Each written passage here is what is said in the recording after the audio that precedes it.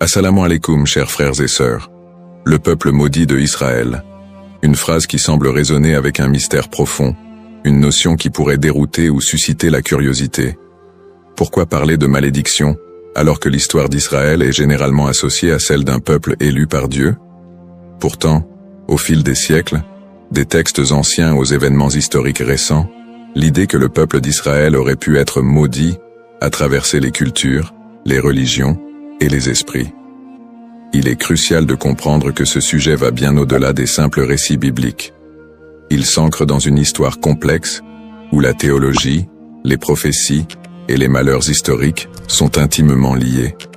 Cette notion de malédiction trouve son écho dans les croyances populaires, mais aussi dans des interprétations religieuses et culturelles, parfois mal comprises. Pourquoi ce sujet mérite-t-il notre attention aujourd'hui? Parce que ce n'est pas simplement un concept historique, mais une idée qui a façonné la perception mondiale d'un peuple tout au long des âges.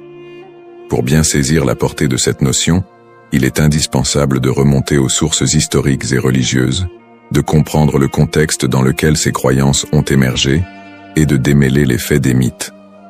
Le terme de peuple maudit a souvent été utilisé dans divers contextes pour parler du peuple d'Israël, mais que signifie-t-il réellement? Dans la Bible, en particulier dans l'Ancien Testament, les relations entre le peuple hébreu et Dieu sont parfois marquées par des promesses de bénédiction, mais aussi des avertissements de malédiction en cas de désobéissance. Dans le livre du Deutéronome, par exemple, Dieu promet des bénédictions à Israël s'ils obéissent à ses commandements, mais il y a également des malédictions redoutables s'ils s'en écartent. Parmi ces malédictions, on trouve des prophéties qui parlent d'exil, de souffrance et de dispersion à travers le monde. Ces passages ont alimenté des siècles d'interprétations théologiques, renforçant l'idée que certaines périodes de souffrance du peuple juif pourraient être vues comme des châtiments divins. Au-delà de la Bible, l'histoire du peuple d'Israël, marquée par les conquêtes, les destructions, l'exil et les persécutions, a renforcé cette image d'un peuple qui porte un poids historique lourd. Depuis la destruction du premier et du second temple de Jérusalem, en passant par les diasporas forcées, jusqu'aux tragédies plus récentes comme la Shoah, beaucoup ont vu dans ces événements des échos de ces anciennes malédictions bibliques. Mais ces interprétations ne sont pas uniquement religieuses. Elles se sont parfois transformées en idéologie politique et sociale. La perception négative et les stéréotypes autour du peuple juif au cours de l'histoire ont souvent renforcé cette idée de malédiction, parfois utilisée pour justifier des discriminations et des persécutions. La notion de peuple maudit a ainsi été instrumentalisée à travers les siècles. Avant de commencer cette vidéo, n'oubliez pas de liker cette vidéo, car cela nous donne beaucoup de force pour continuer à partager du contenu bénéfique. Et je vous invite à vous abonner à notre chaîne et d'activer la cloche de notification pour rester informé de nos prochaines publications sur la foi islamique. Merci et bonne vidéo. L'objectif de cette vidéo est d'analyser et de comprendre cette idée complexe et souvent mal interprétée de peuple maudit. Quelles en sont les racines historiques, religieuses et sociales? Comment a-t-elle évolué au fil du temps et pourquoi est-elle encore parfois utilisée pour expliquer des événements tragiques dans l'histoire du peuple juif? Alors, restez avec moi jusqu'à la fin pour découvrir cela. Si vous avez des questions ou des commentaires en cours de route, n'hésitez pas à les laisser en bas. J'apprécie beaucoup vos retours. Allons-y. Au cours de cette vidéo, nous allons explorer les textes religieux qui évoquent cette malédiction, en particulier la Bible et d'autres écrits anciens. Revisiter les grandes étapes de l'histoire d'Israël, de l'époque biblique jusqu'à nos jours, pour comprendre comment ces événements ont pu renforcer cette idée dans les esprits. Discuter des interprétations théologiques de ces malédictions et comment elles ont été perçues par différentes religions et cultures à travers le monde. Démystifier cette notion en explorant les aspects symboliques et les récupérations idéologiques qui ont façonné cette image négative. Cette exploration vous permettra de comprendre les tenants et aboutissants de cette idée profondément enracinée dans l'histoire de l'humanité.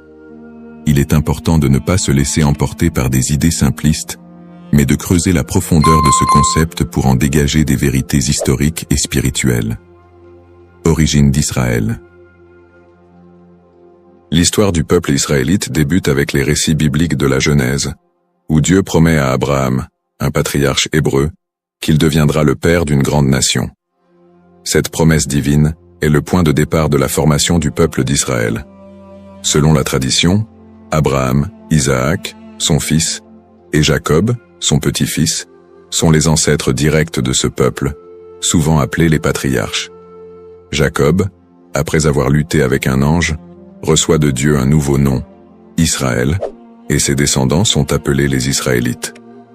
Le livre de l'Exode raconte l'histoire de la libération du peuple hébreu de l'esclavage en Égypte sous la direction de Moïse.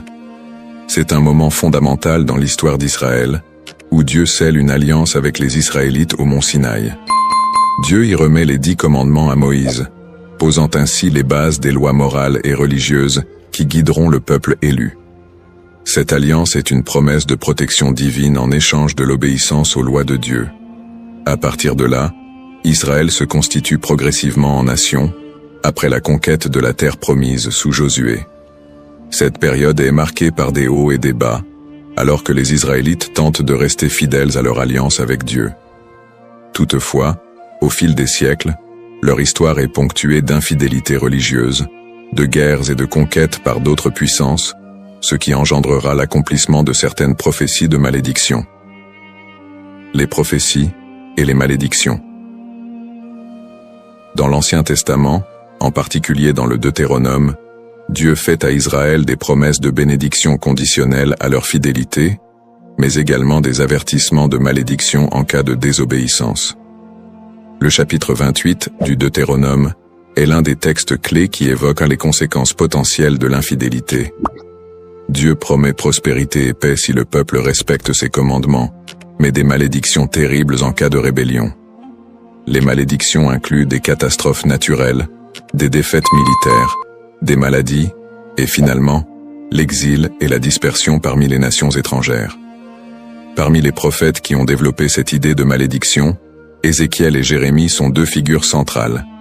Ézéchiel, actif pendant l'exil babylonien, insiste sur le lien entre l'exil du peuple et leur transgression. Il prophétise que la destruction de Jérusalem et l'exil sont des punitions divines pour l'injustice sociale, l'idolâtrie et l'infidélité religieuse du peuple. Toutefois, il apporte aussi un message d'espoir. Après le châtiment, un retour et une restauration sont possibles si le peuple se repent. Jérémie, qui vécut également durant la chute de Jérusalem en 586 avant Jésus-Christ, avertit constamment le peuple des malheurs à venir s'il ne se détourne pas de l'idolâtrie et des injustices. Il prophétise la destruction imminente du temple de Jérusalem et l'exil des Judéens en Babylonie. Dans Jérémie 25, il annonce que cette période d'exil durera 70 ans, après quoi Dieu permettra leur retour. Ces prophéties sont souvent vues comme des annonces de malédiction qui pèsent sur Israël en raison de son infidélité à l'alliance. Cependant, elles sont également porteuses d'un espoir de rédemption, promettant que si le peuple retourne à Dieu, il retrouvera sa place privilégiée. Une autre dimension importante des malédictions dans l'Ancien Testament concerne le temple de Jérusalem. La destruction du premier temple par les Babyloniens en 586 avant Jésus-Christ, puis la destruction du second temple par les Romains en 70 après Jésus-Christ, sont vus comme des châtiments pour la désobéissance du peuple. Ces événements ont renforcé l'idée d'un peuple souffrant sous le poids de la malédiction divine.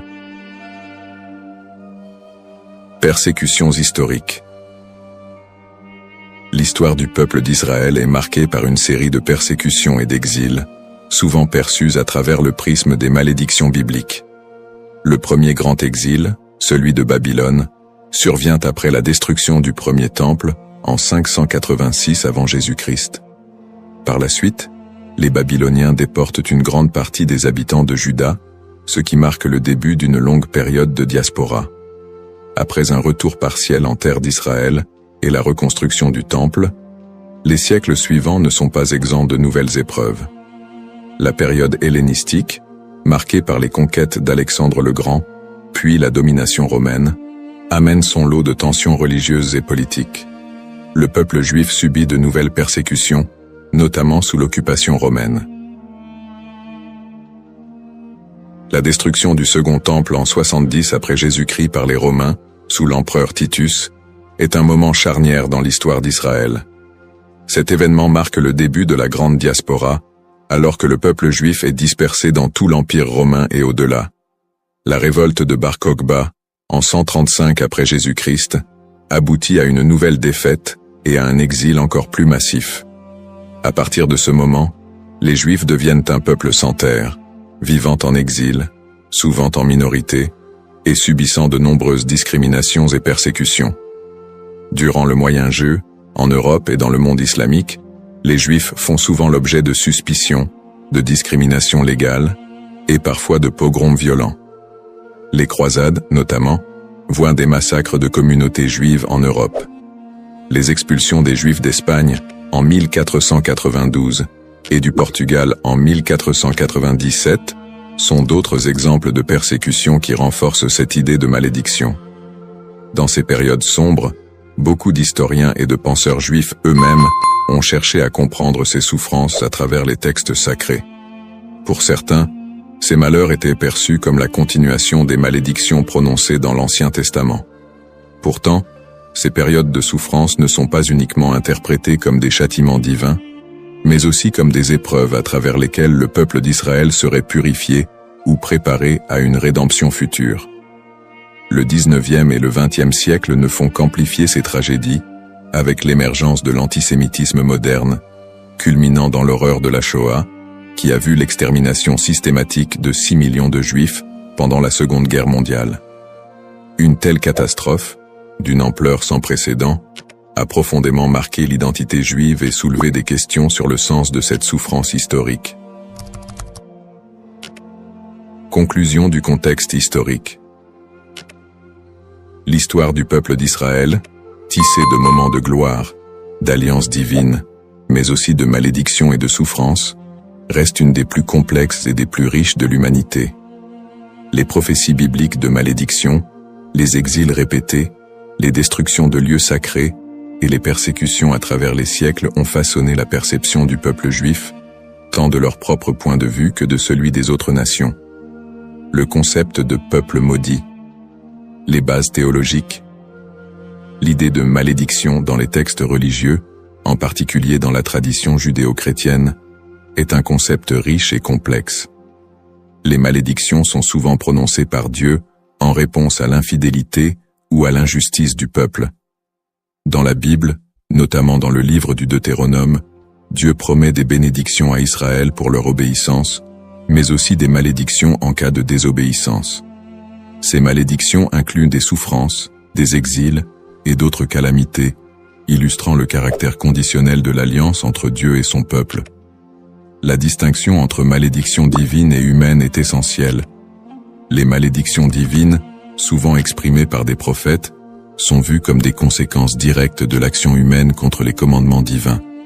En revanche, les malédictions humaines peuvent découler de superstitions, de croyances populaires ou d'anathèmes lancés par des individus ou des groupes en réponse à des actes perçus comme immoraux. Cette différence met en lumière le rôle de la responsabilité humaine dans la réception de ces malédictions.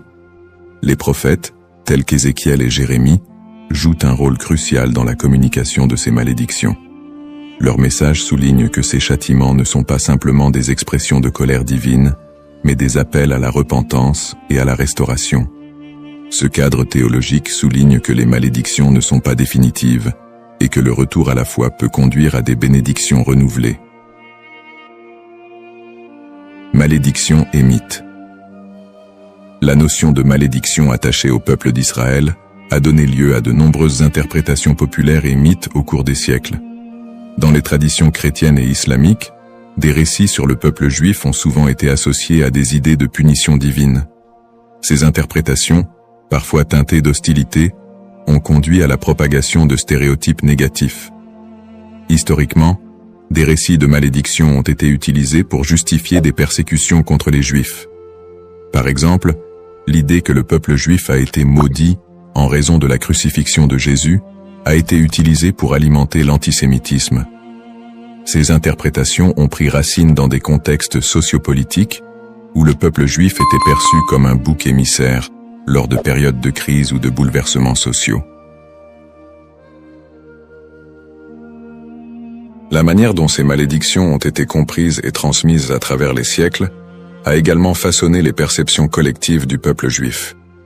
Les récits de souffrance et de malédiction ont souvent été amalgamés dans la culture populaire, créant un imaginaire collectif qui persiste jusqu'à aujourd'hui.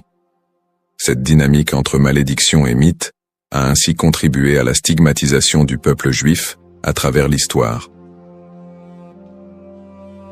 Analyse moderne. Dans le contexte moderne, le concept de peuple maudit a pris des formes variées et a été réinterprété sous différents angles. L'antisémitisme historique, qui a trouvé ses racines dans ces idées de malédiction, demeure une réalité dans de nombreuses sociétés. Les stéréotypes associés à la malédiction continuent d'alimenter des préjugés, parfois de manière insidieuse, dans le discours contemporain. Cependant, avec l'essor des mouvements de droit civique et des études critiques sur l'antisémitisme, il y a eu une tentative de déconstruire cette notion de malédiction. Des intellectuels et des théologiens contemporains cherchent à recontextualiser les récits bibliques en mettant en avant le message de rédemption et de justice qui les sous-tend. L'idée que les souffrances du peuple juif sont uniquement le résultat de la malédiction divine est de plus en plus contestée, au profit d'une approche qui valorise la résilience et l'identité culturelle du peuple juif. De plus, dans le cadre des dialogues interreligieux, il est crucial de dépasser les interprétations qui associent la souffrance à une malédiction éternelle. Les traditions religieuses sont de plus en plus appelées à collaborer pour combattre les préjugés et promouvoir la compréhension mutuelle. Dans ce contexte, le concept de malédiction est réévalué, non pas comme une fatalité, mais comme une occasion de réflexion sur les injustices sociales et historiques. En somme, le concept de peuple maudit est profondément ancré dans l'histoire religieuse et culturelle. Il invite à une réflexion sur la manière dont les textes sacrés et les croyances ont été interprétés à travers les âges, souvent avec des conséquences tragiques. L'exploration de ce thème permet non seulement de mieux comprendre les défis historiques du peuple juif, mais aussi de s'engager dans un dialogue constructif sur les identités et les histoires partagées dans le monde contemporain. La diaspora et les épreuves du peuple juif vit en diaspora. La diaspora juive, qui a débuté avec l'exil babylonien au VIe siècle avant J.C., a été marquée par une série de défis sans précédent. Une fois dispersé à travers le monde, le peuple juif a dû naviguer dans des environnements souvent hostiles. Les communautés juives ont fait face à des persécutions, à des migrations forcées et à la ghettoisation, qui ont toutes contribué à forger leur identité collective. Dans de nombreux pays, les Juifs étaient considérés comme des étrangers, souvent sujets à la méfiance et à la stigmatisation. Dans l'Europe médiévale, par exemple, ils étaient fréquemment accusés de diverses calamités, comme la peste noire, et ont été victimes de violences antisémites. Les Juifs étaient souvent contraints de vivre dans des quartiers séparés, appelés ghettos, où leur liberté était limitée. Cette ghettoisation a servi à isoler les communautés juives, créant un environnement d'exclusion qui a renforcé les stéréotypes négatifs. Les migrations forcées ont également eu un impact considérable sur la vie juive en diaspora. Des expulsions massives, comme celle des Juifs d'Espagne en 1492, ont conduit à une dispersion rapide vers des régions comme l'Empire ottoman, le nord de l'Afrique et plus tard les Amériques. Ces déplacements ont souvent été motivés par des conditions de vie insupportables et des menaces physiques, mais ils ont également permis aux Juifs de préserver et d'adapter leur culture dans de nouveaux contextes. Malgré ces défis, les communautés juives ont réussi à maintenir leurs traditions et à s'adapter aux réalités locales. Elles ont développé des réseaux de solidarité, créant des institutions éducatives et religieuses pour assurer la transmission de leur héritage culturel et spirituel. Cette résilience face à l'adversité est une caractéristique marquante de l'expérience juive en diaspora. Les pogroms et l'Holocauste.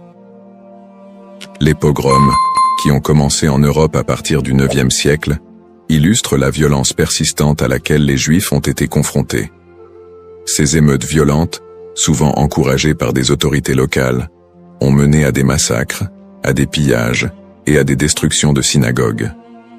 un des pogroms les plus connus est celui de Kitchinev en 1903, qui a entraîné la mort de dizaines de Juifs et laissé des centaines d'autres blessés.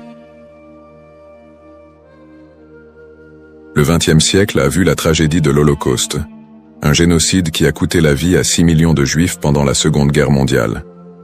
Les nazis ont systématiquement exterminé les Juifs européens, mettant en place des camps de concentration et d'extermination. Malgré ces persécutions violentes, de nombreuses histoires de survie émergent, mettant en lumière le courage et la détermination du peuple juif.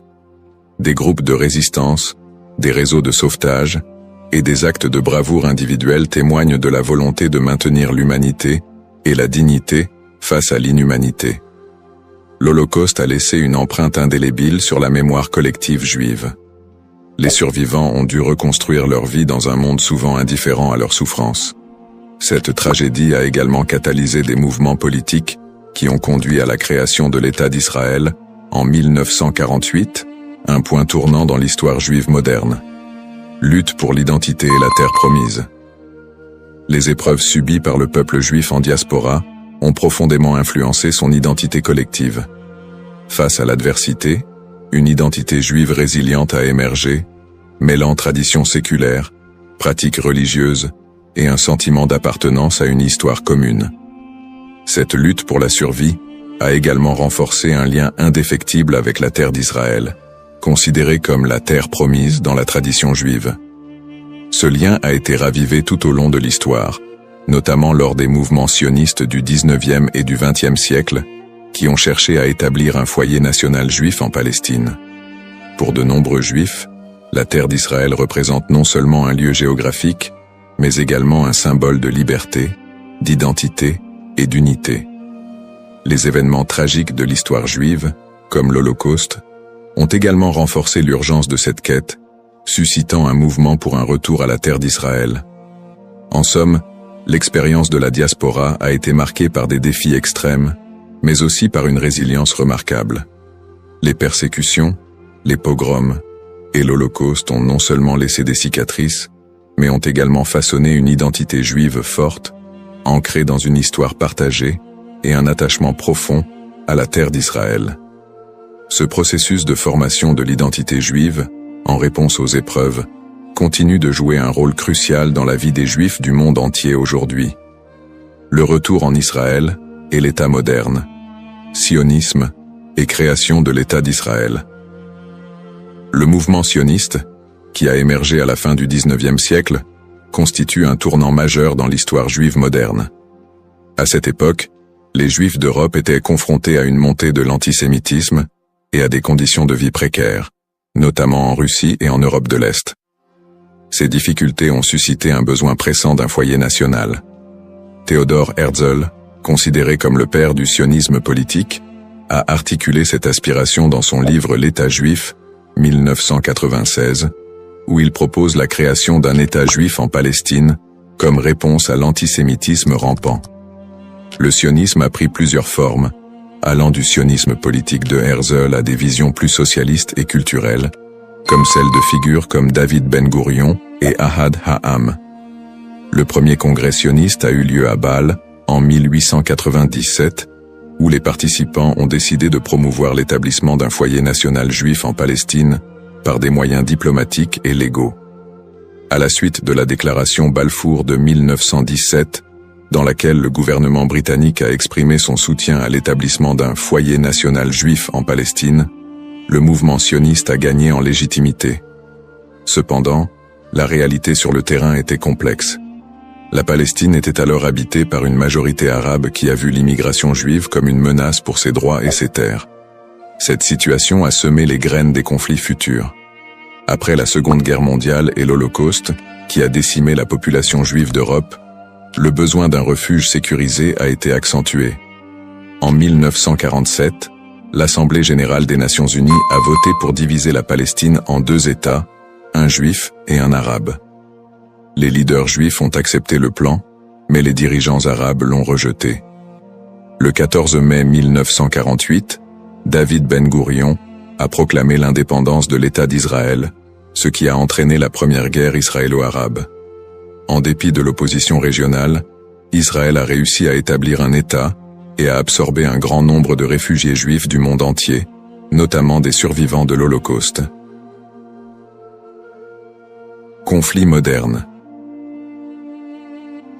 Depuis sa création, l'État d'Israël a été plongé dans une série de conflits régionaux qui ont souvent été alimentés par des tensions ethniques et religieuses. Les guerres avec les pays arabes voisins, notamment les guerres de 1948, 1967 et 1973, ont défini les frontières et les relations diplomatiques de l'État moderne. Les tensions avec les populations palestiniennes ont également été une source constante de conflits, culminant avec les intifadas des années 1980 et 2000, où des soulèvements populaires ont éclaté en réponse à l'occupation israélienne des territoires palestiniens. Le conflit israélo-palestinien est un point focal des tensions au Moyen-Orient, où des questions de droits territoriaux, d'autodétermination et de sécurité se croisent. Les territoires de la Cisjordanie et de Gaza sont devenus des symboles de la lutte pour la reconnaissance et la dignité des Palestiniens. Les colonies israéliennes en Cisjordanie et les conditions de vie à Gaza ont engendré des critiques internationales et des tensions croissantes. Sur le plan religieux, les sites sacrés tels que Jérusalem revêtent une signification particulière pour les Juifs, les chrétiens et les musulmans, exacerbant les conflits. L'accès aux lieux saints est souvent un point de discorde, avec des épisodes de violence autour du mont du Temple et du dôme du Rocher. Peut-on encore parler d'un peuple maudit aujourd'hui? La question de savoir si l'on peut encore parler d'un peuple maudit aujourd'hui mérite d'être examinée sous différents angles. D'une part, le peuple juif a par moments été perçu comme victime d'une malédiction, surtout dans le contexte des souffrances historiques, des persécutions et de l'Holocauste. Cette perception s'est parfois traduite par des stéréotypes négatifs et un antisémitisme durable qui persistent encore dans certaines sociétés contemporaines.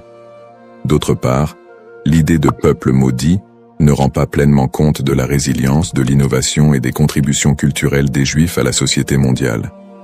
Après des siècles de persécution, les Juifs ont réussi à établir un État souverain, à revitaliser leur culture et à jouer un rôle significatif dans divers domaines tels que la science, l'art et la politique. Cette renaissance culturelle et nationale contredit l'idée d'une malédiction éternelle. Aujourd'hui, beaucoup de Juifs se définissent non pas par leurs souffrances passées, mais par leur identité culturelle et leur engagement envers des valeurs de justice, de paix et de coexistence. L'État d'Israël, bien qu'encore confronté à des défis internes et externes, est un symbole de survie et de détermination pour de nombreux Juifs dans le monde.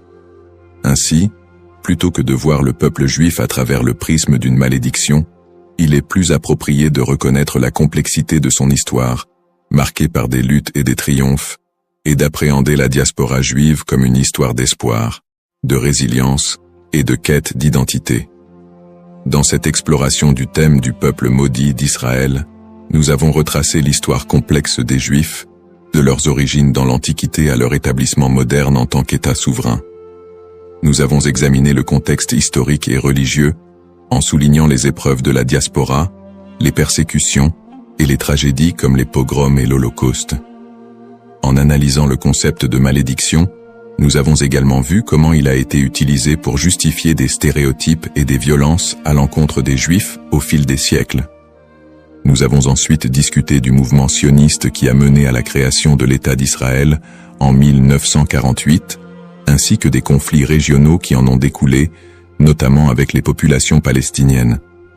Ces tensions, alimentées par des enjeux historiques, ethniques et religieux, continuent de façonner la réalité actuelle du pays. En réfléchissant à l'évolution du terme « maudit », il est crucial de reconnaître qu'il a souvent été employé de manière péjorative pour désigner le peuple juif et justifier des injustices.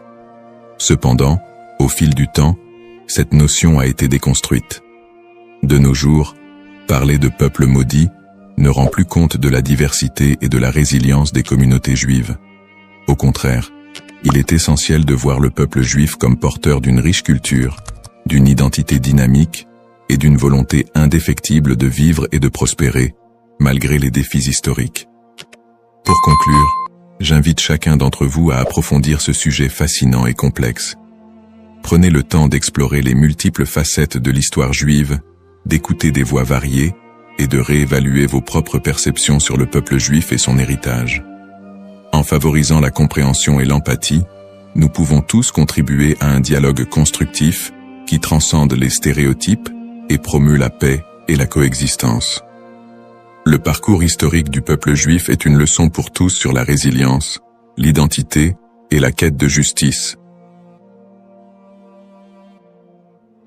Assalamu alaikum wa rahmatullahi wa barakatuh, chers frères et sœurs. Bienvenue sur notre chaîne, Parole d'Allah. Aujourd'hui, nous plongeons dans l'un des moments les plus spirituels de l'année, le mois de Ramadan. Ce mois béni, où les portes du paradis s'ouvrent et celles de l'enfer se ferment, est un moment de purification de l'âme et de rapprochement avec notre Créateur. Le Ramadan est une période durant laquelle notre lien avec Allah se renforce par la prière, le jeûne et surtout l'invocation, doua. Chaque prière et chaque doua prononcée en ce mois possède une force et une bénédiction particulière. Dans cette vidéo, nous allons explorer un doua spécifique, puissant et significatif que vous pouvez réciter pendant ce mois sacré. Nous verrons comment cette invocation peut transformer nos vies et nous rapprocher davantage de la miséricorde d'Allah. Avant de commencer cette vidéo, n'oubliez pas de liker cette vidéo, car cela nous donne beaucoup de force pour continuer à partager du contenu bénéfique. Et je vous invite à vous abonner à notre chaîne et d'activer la cloche de notification pour rester informé de nos prochaines publications sur la foi islamique. Partagez-la avec vos proches et laissez un commentaire pour me dire ce que vous en pensez. Merci et bonne vidéo. L'importance du doua dans le mois de Ramadan. Le mois de Ramadan est une période inégalée dans l'année où Allah accorde une miséricorde et une bénédiction infinie à ceux qui s'y consacrent pleinement. Parmi les plus grandes bénédictions de ce mois figure l'importance du doua. En effet, le prophète Muhammad, paix et bénédiction sur lui, a dit « Il y a 3 personnes dont l'invocation n'est jamais rejetée. Celui qui jeûne jusqu'à ce qu'il rompe son jeûne, le juste dirigeant, et celui qui fait doua pour son frère en son absence. » Tirmidhi. Ce hadith montre clairement que pendant le Ramadan, les invocations sont particulièrement efficaces et puissantes. Le mois de Ramadan est un moment unique où les portes du ciel sont largement ouvertes et où Allah écoute plus attentivement les prières de ses serviteurs. C'est un mois de pardon et de miséricorde, une occasion en or pour demander à Allah ce que l'on désire, que ce soit la purification de l'âme, la guérison ou la bénédiction dans nos vies. Le prophète Muhammad, paix et bénédiction sur lui, nous a également enseigné que, quand le Ramadan commence, les portes du paradis s'ouvrent, les portes de l'enfer se ferment et les démons sont enchaînés. Sahih al-Bukhari.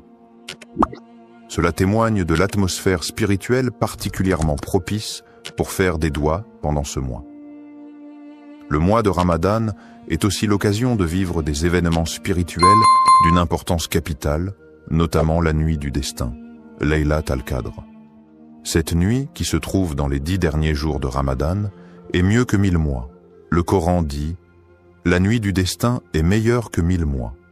Sourate al-Qadr, 97, 3.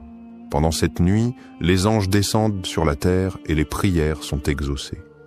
C'est donc le moment idéal pour faire des douas, car Allah, dans sa grandeur et sa miséricorde infinie, accorde une attention toute particulière à ses serviteurs en cette période. C'est un mois où chaque prière devient une opportunité d'obtenir des bénédictions et des réponses divines. Le doua est un acte d'humilité et de soumission totale à Allah, et pendant le mois de Ramadan, cet acte est particulièrement favorisé. Nous devons saisir cette occasion pour purifier nos cœurs, solliciter le pardon d'Allah et demander des bénédictions pour nous-mêmes, nos proches, et même pour l'ensemble de la communauté musulmane. Le doua du Ramadan, signification et puissance. Le doua est un acte de soumission et de demande auprès d'Allah, et pendant le mois de Ramadan, cet acte prend une dimension particulière. Le mois de Ramadan est une période de purification spirituelle où chaque prière et chaque invocation est une occasion d'obtenir la miséricorde divine. Dans ce contexte, certains douas ont une puissance et une signification profonde, et parmi ceux-ci, il existe un doua spécifique recommandé pour ce mois béni. Le doua pour la rédemption et le pardon. Le doua pour la rédemption et le pardon. Un des douas les plus recommandés pendant le mois de Ramadan est le doua pour demander le pardon et la miséricorde d'Allah.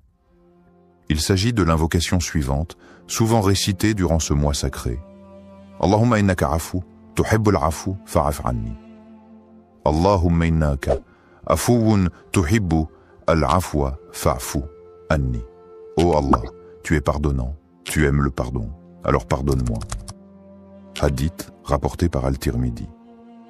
Ce doua est une invocation très puissante et profonde.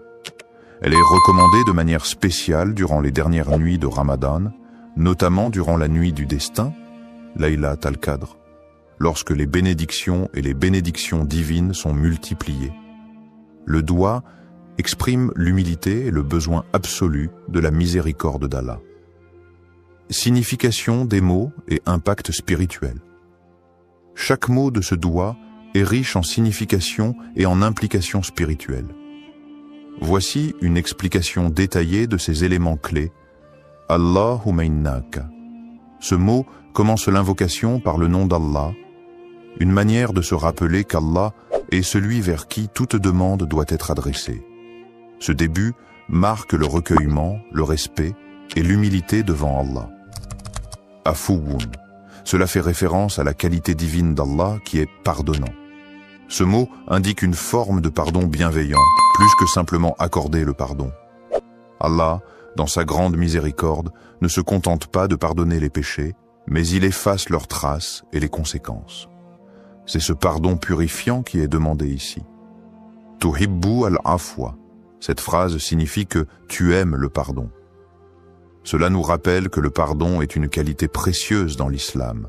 Et Allah non seulement pardonne, mais il aime pardonner à ses serviteurs qui se repentent sincèrement. Il est la source de tout pardon et aime purifier ceux qui se tournent vers lui avec un cœur sincère. Fa'fu anni. Ici, on demande directement à Allah de pardonner nos fautes. Le mot fa'fu est plus que le simple pardon. Il implique l'effacement total des péchés et des erreurs, une grâce qui est renouvelée chaque jour pendant le mois de Ramadan. Cette invocation, d'une simplicité apparente, est profondément spirituelle. Elle illustre parfaitement l'âme du Ramadan, qui est un mois de purification, de repentance et de réconciliation avec Allah. Le doua fait appel à la miséricorde d'Allah, à sa volonté de pardonner et à sa bienveillance infinie.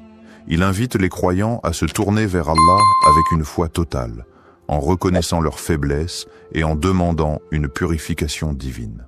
Connexion à la miséricorde divine. Le mois de Ramadan est le mois où la miséricorde divine atteint son paroxysme.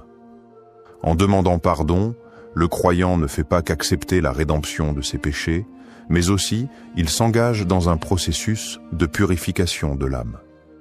Allah nous enseigne dans le Coran que sa miséricorde couvre toutes choses, et cette miséricorde est particulièrement active pendant le mois de Ramadan. Le prophète Muhammad, paix et bénédiction sur lui, a dit « Celui qui jeûne pendant le mois de Ramadan avec foi et espérant la récompense d'Allah, ses péchés passés lui seront pardonnés. » Sahih al-Bukhari. Le doua pour le pardon est une clé pour accéder à cette miséricorde. Ce mois de Ramadan est, pour chaque musulman, une occasion de se libérer des chaînes de ses péchés, de se purifier et de se rapprocher de la clémence infinie d'Allah. La répétition de ce doua crée une connexion constante avec la miséricorde divine et rappelle aux croyants qu'Allah est toujours prêt à pardonner ceux qui reviennent vers lui avec sincérité. Bénédictions liées à l'écoute de ce doua. Les bénédictions de ce doua sont innombrables. Lorsque nous récitons cette invocation, nous sollicitons le pardon d'Allah et en retour, Allah nous accorde plusieurs bénédictions spirituelles. le pardon des péchés. Comme mentionné précédemment, réciter ce doigt avec foi et sincérité efface nos péchés, même les plus grands. La purification du cœur, la miséricorde divine, demandée dans cette invocation, purifie le cœur du croyant, enlevant l'orgueil, la colère et la rancune. La proximité d'Allah. En demandant pardon à Allah, nous établissons un lien plus intime avec lui. Le doigt nous rappelle que nous sommes toujours dépendants de sa miséricorde et que notre relation avec lui est celle d'un serviteur humble. Les bénédictions dans la vie. Le pardon d'Allah pendant le Ramadan se traduit également par des bénédictions dans notre vie quotidienne. Ces bénédictions peuvent se manifester sous forme de paix intérieure, de prospérité spirituelle et matérielle, et d'un sentiment général de bien-être. En conclusion, le doigt du Ramadan est une clé spirituelle puissante qui ouvre les portes de la miséricorde d'Allah et nous permet de vivre ce mois sacré dans une pureté renouvelée. En le récitant sincèrement, nous espérons être touchés par la miséricorde divine et bénéficier de toutes les bénédictions qu'Allah réserve à ceux qui cherchent son pardon. Histoire inspirante. Un doigt écouté pendant Ramadan.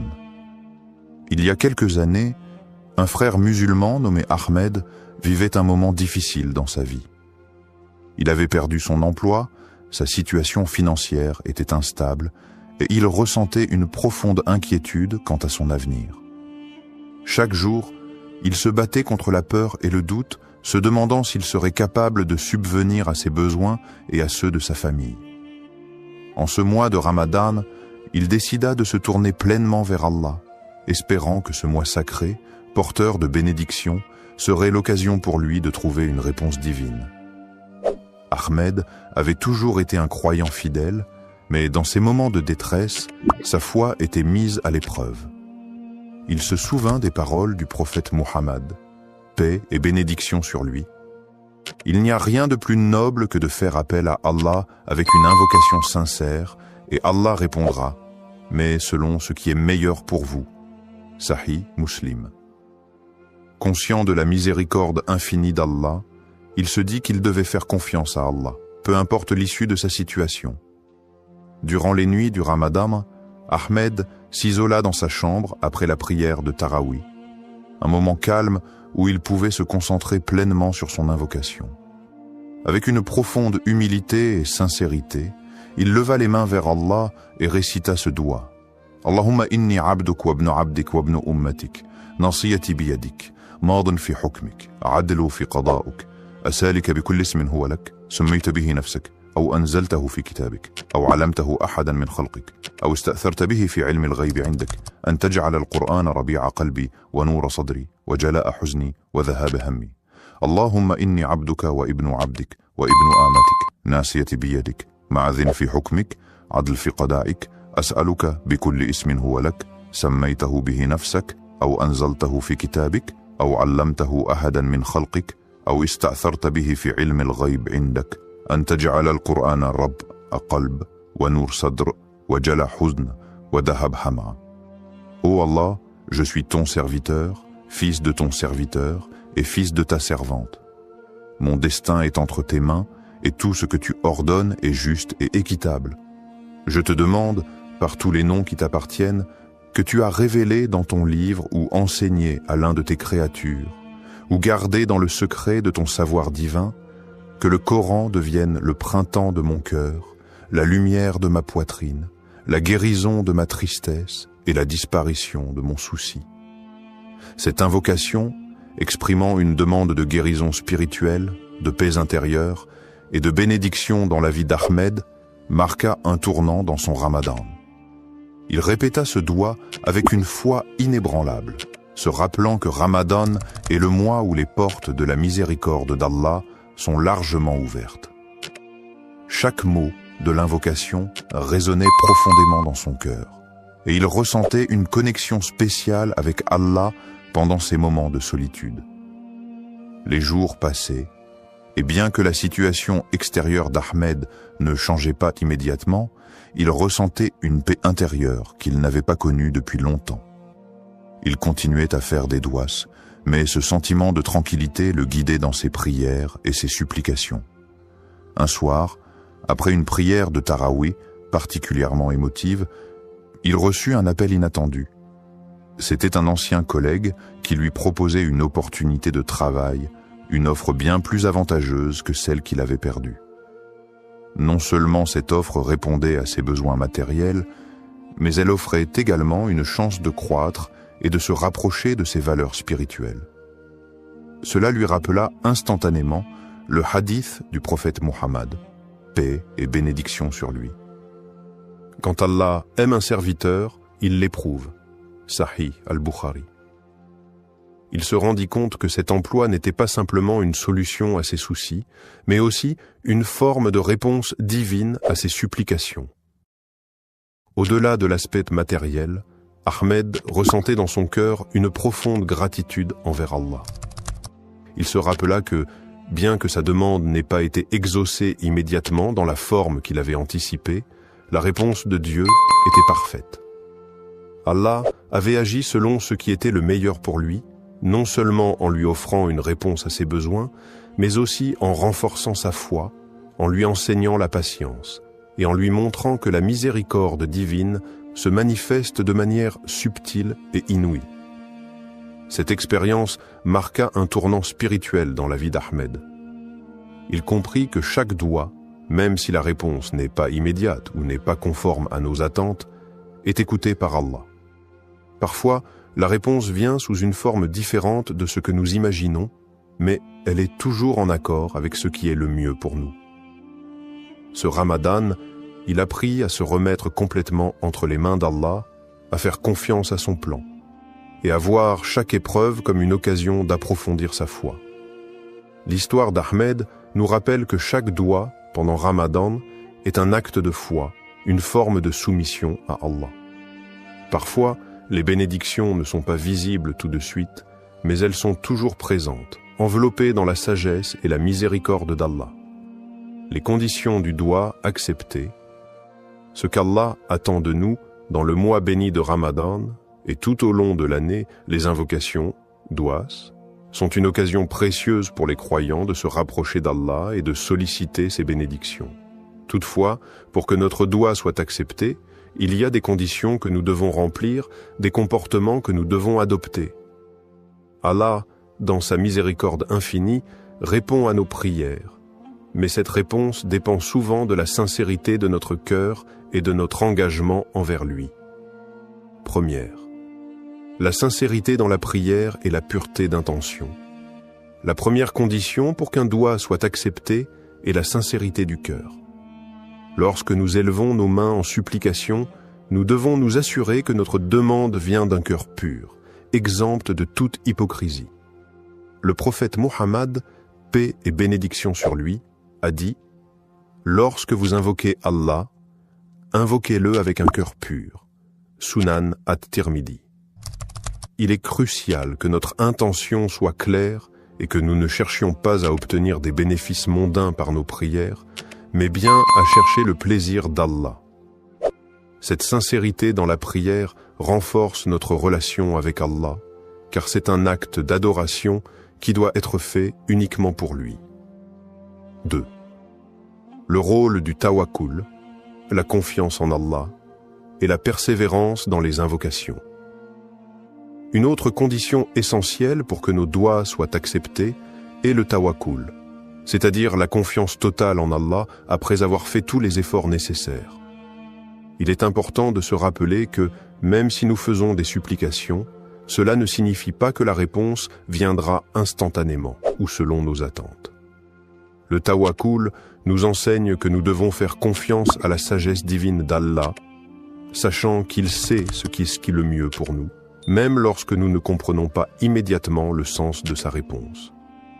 Le prophète, paix et bénédiction sur lui, a aussi dit « Ne vous lassez pas d'invoquer Allah, car parfois la réponse arrive plus tard qu'on ne le désire, et Allah connaît le meilleur moment pour exaucer votre prière. » Sahih al-Bukhari. La persévérance dans les invocations est donc essentielle. Ne pas perdre espoir dans les moments de difficulté est une marque de foi profonde. troisième, l'humilité, l'adoration et la patience dans la réponse de Dieu. L'humilité est également un élément crucial pour l'acceptation de notre dua. En élevant nos mains vers Allah, nous devons nous rappeler que nous sommes de simples serviteurs devant le Créateur, pleins de faiblesses et de manques. C'est avec humilité que nous demandons à Allah de répondre à nos besoins. L'adoration sincère d'Allah et le fait de se soumettre pleinement à sa volonté sont des moyens pour que nos invocations soient exaucées. De plus, il faut être patient face à la réponse d'Allah, qu'elle soit immédiate ou non. Parfois, la réponse divine peut ne pas arriver dans la forme que nous attendions, ou elle peut être retardée pour des raisons que nous ne comprenons pas. Le prophète Muhammad, paix et bénédiction sur lui, nous enseigne que la patience dans l'attente de la réponse d'Allah fait partie intégrante du processus. Allah nous dit dans le Coran, « Et ton Seigneur dit, invoquez-moi, je vous répondrai. » Sourate Ghafir 40-60. Mais cette réponse peut arriver de manière différente, sous forme de bénédiction, de protection ou de tests qui renforcent notre foi. En conclusion, pour qu'un doua soit accepté, nous devons répondre à ces conditions essentielles, la sincérité de l'intention, la confiance totale en Allah, tawakkul, la persévérance dans les invocations, l'humilité dans notre supplication et la patience face à la réponse de Dieu. En agissant selon ces principes, nous cultivons une relation spirituelle profonde avec notre Créateur, et nos doigts sont davantage susceptibles d'être exaucés. Mais au-delà de l'exaucement immédiat, nous devons toujours garder à l'esprit que chaque réponse d'Allah est parfaite et qu'elle vient dans le meilleur des moments et selon sa sagesse infinie. Le doua comme moyen de purification spirituelle. Le mois de Ramadan n'est pas seulement une période de jeûne et d'abstinence, mais également un moment sacré de purification spirituelle. C'est une occasion unique pour les croyants de se rapprocher d'Allah, de purifier leur âme et de renforcer leur foi. Parmi les moyens les plus puissants pour accomplir cette purification, il y a le doua ou l'invocation. Le doua pendant Ramadan ne sert pas seulement à demander de l'aide ou des bénédictions, mais il joue un rôle essentiel dans le processus de purification du cœur et de l'âme. Premier, le doua comme outil de purification du cœur. Lorsqu'un croyant fait un doua, il se tourne vers Allah avec sincérité et humilité, cherchant sa miséricorde et son pardon. Cet acte d'invocation permet de purifier le cœur en le débarrassant de tout orgueil, de tout mal et de toute négativité. Le prophète Muhammad, paix et bénédiction sur lui, a dit « Il n'y a rien de plus purifiant pour le cœur que de se rappeler d'Allah. » Sahih Muslim. Ainsi, chaque doua est une occasion de purifier son cœur en se souvenant constamment de la grandeur et de la miséricorde d'Allah. Le doua permet également de renforcer la relation intime avec Allah. En invoquant Allah, on reconnaît sa dépendance totale envers lui, ce qui éveille un sentiment profond de soumission et de gratitude.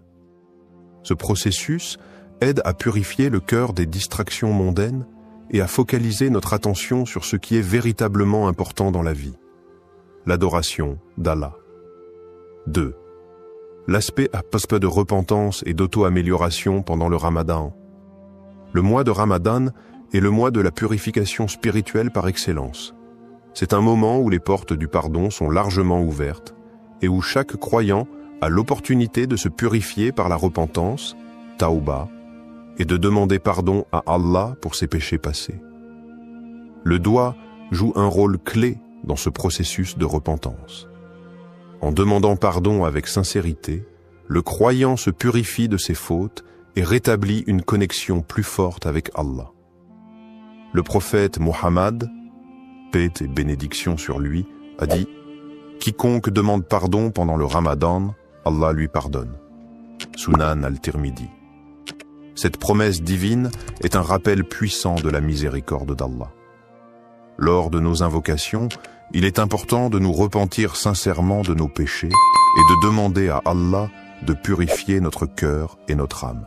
Le doua devient ainsi un acte de purification, non seulement de nos actions passées, mais aussi un moyen d'améliorer notre caractère et d'aller vers une version meilleure de nous-mêmes. Troisième, le doigt comme moyen de purification spirituelle profonde. Le doigt n'est pas seulement une demande d'aide, mais il est aussi une méthode pour nous purifier en tant qu'individus. C'est une manière d'implorer Allah de nous guider sur le droit chemin, d'effacer les imperfections de notre âme et de nous accorder la paix intérieure. Chaque invocation nous aide à nous détacher des préoccupations matérielles et à renforcer notre connexion avec Allah. Le Coran nous rappelle l'importance de la purification du cœur et de l'âme, notamment dans le verset suivant. Le jour où ni les biens ni les enfants ne profiteront, sauf celui qui viendra à Allah avec un cœur pur. Sourate Ash-Shu'ara, 26, 88 à 89. Ce verset souligne la nécessité d'avoir un cœur purifié pour mériter la proximité d'Allah et sa récompense. C'est dans le doua que le croyant trouve un moyen puissant de purifier son âme et de se préparer pour l'au-delà. Quatrième, la purification par l'humilité et la sincérité. Un autre aspect du doua pendant Ramadan est l'humilité qu'il induit. En levant les mains vers Allah et en lui demandant ce dont nous avons besoin, nous reconnaissons notre faiblesse et notre dépendance totale envers lui. Cette humilité est un moyen puissant de purifier notre cœur, car elle nous libère de l'orgueil et du sentiment d'autosuffisance qui peut parfois entraver notre spiritualité. Le prophète, paix et bénédiction sur lui, a dit « Celui qui est humble pour Allah, Allah l'élèvera. » Sahih Muslim. En étant sincères et humbles dans notre invocation, nous permettons à Allah de purifier notre cœur et de nous élever spirituellement. Le doigt devient ainsi une forme d'adoration en soi, un acte de soumission à Allah qui nettoie l'âme et éveille une conscience spirituelle plus profonde. C'est à travers cette pratique régulière que nous pouvons espérer purifier nos intentions, notre cœur, et nous rapprocher davantage de notre Créateur. Conclusion, le doigt, pendant le mois de Ramadan, n'est pas simplement un acte de demande, mais une forme de purification spirituelle qui nous aide à nettoyer notre cœur, à nous repentir et à nous améliorer spirituellement. En nous tournant vers Allah avec sincérité, humilité et foi, nous pouvons purifier nos âmes des péchés et des distractions du monde. Le mois de Ramadan, avec ses bénédictions et sa miséricorde infinie, est l'occasion idéale pour accomplir cette purification, se rapprocher d'Allah et renforcer notre engagement à mener une vie pure, pleine de foi et de dévotion. L'écoute du doigt et l'acceptation de la volonté d'Allah. Lorsqu'un croyant fait un doigt, il se soumet à la volonté divine et attend la réponse d'Allah avec foi et confiance. Cependant, il est important de comprendre que la manière dont Allah répond à nos invocations peut ne pas toujours correspondre à ce que nous attendions ou désirions immédiatement. L'acceptation de la volonté d'Allah, même quand la réponse à notre doigt semble différente de ce que nous avons demandé, est un aspect fondamental de la foi musulmane. Cela relève de la conviction profonde que tout ce qu'Allah fait est pour notre bien, même si nous ne comprenons pas toujours les raisons de sa réponse. Premier, croire que toute réponse divine est pour notre bien. Le prophète Muhammad, paix et bénédiction sur lui, a dit « Il se peut que vous détestiez quelque chose alors qu'Allah a placé un grand bien dans cela. » Sourate Al-Baqarah 216. Cette parole nous enseigne que même lorsque la réponse d'Allah semble être un refus ou un retard dans notre demande, cela peut être en réalité un bien pour nous. Allah, dans sa sagesse infinie, connaît ce qui est meilleur pour nous, et parfois ce que nous demandons ne correspond pas à ce que nous avons réellement besoin. Il est aussi essentiel de comprendre que la réponse d'Allah peut se manifester de différentes manières, soit par l'exaucement direct de notre demande, soit par un retard dans la réponse pour tester notre patience et notre foi, ou encore en nous épargnant un mal que nous ne voyons pas. Le prophète Muhammad, paix et bénédiction sur lui, a dit aucun de vos souhaits n'est perdu, il y a toujours une réponse, soit immédiate, soit différée, soit le mal est éloigné de vous. Cette acceptation de la volonté divine est ce qui nous permet de maintenir une relation de confiance et de soumission envers notre Créateur. Deuxième, l'adab du doigt, faire une invocation avec la bonne manière. Il est essentiel d'adopter la bonne manière, adab, lorsqu'on fait un doigt. Cela inclut plusieurs aspects. Faire preuve de sincérité, se tourner vers Allah avec humilité et respecter les moments propices pour invoquer, tels que les heures de la nuit, le vendredi ou pendant le mois de Ramadan. Le prophète, paix et bénédiction sur lui, a recommandé de commencer chaque doigt par des louanges pour Allah et des prières sur le prophète, puis de présenter notre demande avec dévouement et foi. La patience est également une partie essentielle de l'adab du doigt. Ne pas être pressé de recevoir une réponse immédiate et accepter que la réponse d'Allah arrive au moment qu'il a jugé bon est une forme de respect envers la sagesse divine. Il est aussi important de ne pas abandonner la prière, même si la réponse semble tarder. Le prophète, paix et bénédiction sur lui, a dit « L'invocation d'un croyant est toujours exaucée, tant qu'il ne se lasse pas et ne dit pas « J'ai prié, mais je n'ai pas eu de réponse ». Sahih Muslim. Troisième, la patience et la gratitude envers Allah. L'un des principes les plus profonds lorsqu'il s'agit d'écouter et d'accepter le doigt, c'est de développer la patience, sabre. Lorsque la réponse d'Allah tarde ou diffère de ce que nous attendions, il est crucial de faire preuve de patience et de ne pas perdre espoir. La patience, en attendant la réponse d'Allah, est une forme d'adoration en soi, et c'est par cette patience que nous prouvons notre foi et notre soumission totale à sa volonté. La gratitude, shukr, envers Allah, que la réponse soit positive ou différente de ce que nous espérions, est également essentielle. Remercier Allah pour toutes les bénédictions, même celles que nous ne comprenons pas immédiatement, nous aide à renforcer notre foi et à accepter la réponse divine avec un cœur apaisé. Le Coran nous rappelle « Et lorsque ton Seigneur t'a proclamé, appelez-moi, je vous répondrai. » Sourate Ghafir 40-60. Même si la réponse semble différer, cette promesse est un gage de l'écoute constante d'Allah et la patience dans l'attente devient une source de purification spirituelle. Conclusion. Le doigt est un moyen puissant de se rapprocher d'Allah, mais il exige également une profonde acceptation de la volonté divine. Croire que chaque réponse d'Allah, qu'elle soit immédiate ou non, et pour notre bien, est fondamentale dans notre pratique. L'adab du doigt et l'importance de la patience et de la gratitude envers Allah nous aident à renforcer notre relation avec lui et à accepter sa sagesse infinie dans nos vies. Dans tout ce que nous demandons, il est crucial de nous rappeler qu'Allah nous accorde ce que nous désirons ou non, sa sagesse et sa miséricorde sont infiniment plus grandes que nos souhaits et nos attentes. Comment intégrer ce doigt dans ta vie quotidienne pendant Ramadan?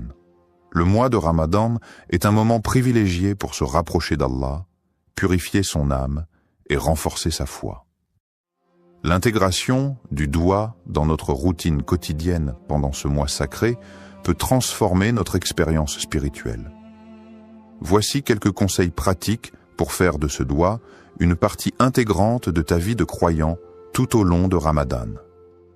Premier, répétez le doigt pendant les prières obligatoires, salat. Les prières quotidiennes, salat, sont l'occasion idéale pour inclure ce doigt dans ton rituel spirituel.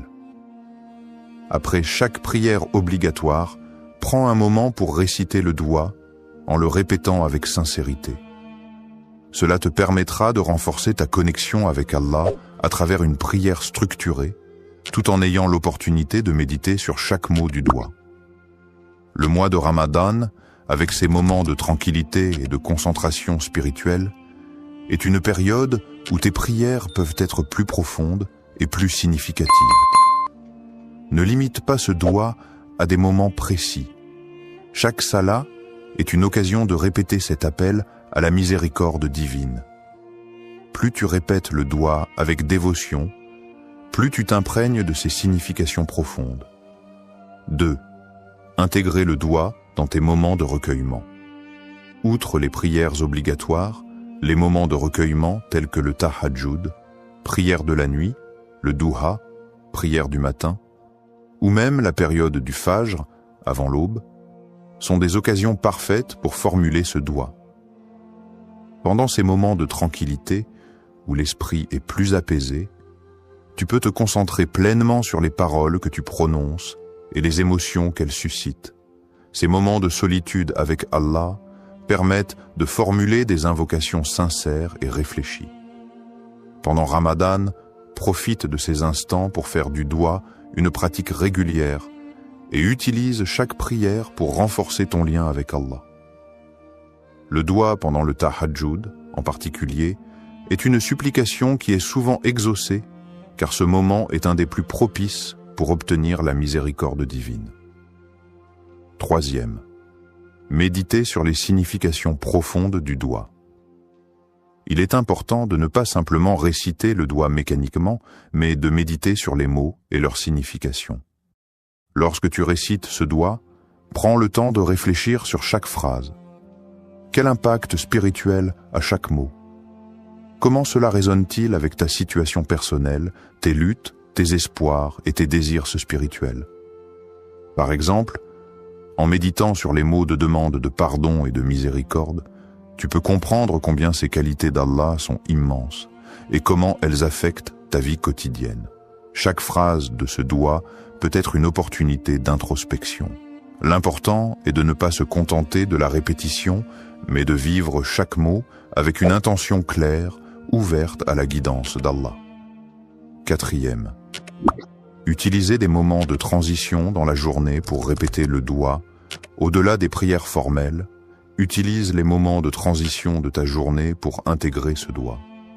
Cela peut être pendant le temps que tu passes à la maison entre les prières, ou même lorsque tu fais des tâches quotidiennes. Par exemple, pendant que tu prépares le repas pour le suhour ou l'iftar, profite de ces instants pour répéter ce doigt dans ton cœur. Ces petites invocations pendant les activités quotidiennes peuvent renforcer ta présence spirituelle et te rappeler la bénédiction du mois de Ramadan. 5. Implique la famille et les proches dans l'invocation. Ramadan est aussi un mois de partage et de renouveau spirituel en famille et en communauté. Encourage ta famille, tes amis ou tes proches à faire le doigt ensemble. Lorsque vous êtes réunis pour l'iftar ou pour une prière en groupe, intégrez le doigt dans ce moment collectif. Cela peut renforcer l'effet spirituel du doigt, non seulement pour toi, mais aussi pour ceux qui t'entourent. Conclusion. Le mois de Ramadan offre une occasion en or pour renforcer notre relation avec Allah, et intégrer ce doigt dans ta routine quotidienne est une manière puissante de vivre pleinement ce mois sacré. Que ce soit pendant les prières formelles, les moments de recueillement personnel, ou même dans les petites actions de la vie quotidienne, chaque instant est une opportunité de se rapprocher d'Allah. En méditant sur les significations du doigt et en l'intégrant à toutes les facettes de ta vie, tu t'ouvres à la miséricorde d'Allah et tu renforces ta foi, faisant de ce mois un moment véritablement transformateur. Conclusion et appel à l'action. Le mois de Ramadan est une opportunité unique de se rapprocher d'Allah, de purifier notre cœur et de renforcer notre foi. Le doigt que nous avons exploré aujourd'hui est un moyen puissant d'attirer la miséricorde divine et de recevoir les bénédictions qu'Allah nous accorde généreusement pendant ce mois sacré. Je t'encourage à inclure ce doigt dans ta vie quotidienne pendant Ramadan, à le réciter avec sincérité et concentration, et à méditer sur ses significations profondes. Fais de ce doigt une partie intégrante de tes prières et de tes moments de recueillement. Que ce mois sacré soit une occasion de purification et de renouvellement spirituel.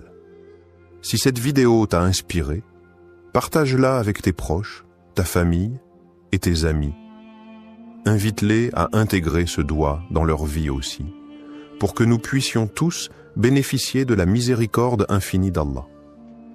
N'oublie pas que, même lorsque nous ne voyons pas immédiatement les résultats, Allah est toujours proche de nous et sa réponse est toujours pour notre bien.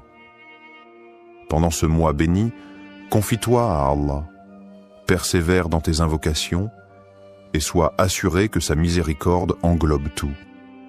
Que cette période de Ramadan soit remplie de lumière, de paix et de bénédictions pour toi et tes proches.